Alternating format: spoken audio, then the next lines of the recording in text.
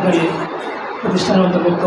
তখন আমি এর জন্য বিশিষ্ট জনদের আমি অনুমতি নিয়েছি, যেমন আমাদের প্রতিষ্ঠানের সভাপতি আছেন।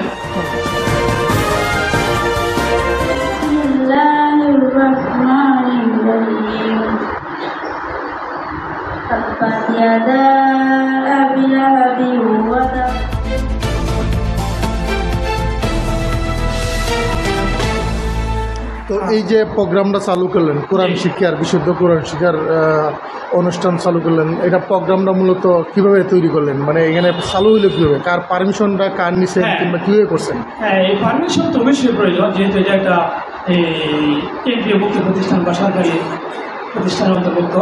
তখন আমি এর জন্য বিশিষ্ট জনদের আমি অনুমতি নিয়েছি, যেমন আমাদের প্রতিষ্ঠানের সভাপতি আছেন, ওনার অনুমতি নিয়েছি, প্রতিষ্ঠানের প্রধান শিক্ষক। সভাপতি বলতে তো এখন ইউনুস স্যারের কাছে আমি অনুমতি নিয়েছি, স্যার যে এইখানে প্রতিষ্ঠানের শিক্ষার্থীরা রমজান মাস থেকে 1 মাস তারা এই প্রতিষ্ঠান বন্ধ থাকবে, তারা তো কোরআন শিক্ষাটা দরকার, যেহেতু 800 প্রায় শিক্ষার্থীর মধ্যে 50 জন শিক্ষার্থী কোরআন শিখে নাই। আচ্ছা, আপনার সাথে আমি একটু পরে কথা বলি, তার আগে আপনার যারা উপস্থিত শিক্ষার্থী আছে তাদের সাথে একটু কথা বলি। আপনি একটু দাঁড়ান প্লিজ, আপনি একটু দাঁড়ান।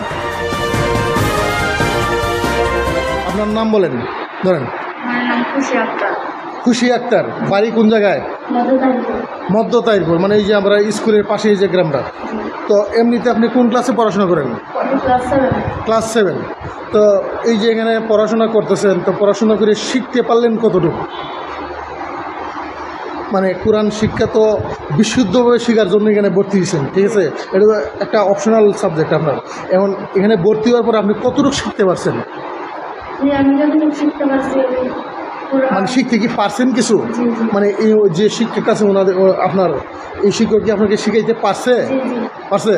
আপনি আপনার শেখানো একটা সূরা বলেন, যে শিক্ষাটা আপনি বিশুদ্ধভাবে পড়ছেন, যেটা প্রচার হওয়ার পরে মানে বোঝা যাইব যে এই শিক্ষক আসলে আপনাকে শিক্ষা দিতে পারছে। একটা সূরা বলেন, যে শিক্ষাটা মানে সূরাটা আপনার কোরআনের আয়াত এবং আপনি ক্লিয়ার উচ্চারণ করতে পারতেছেন, এরকম একটা সূরা বলেন। আর মুখটা একটু খুলে নেন, মুখটা খুললে ভালো হইব, আপনার চেহারা দেখতে পারবো মানুষ, না তো চিনবো না, আপনার গুরুত্ব পারবো না। বলেন। হ্যাঁ,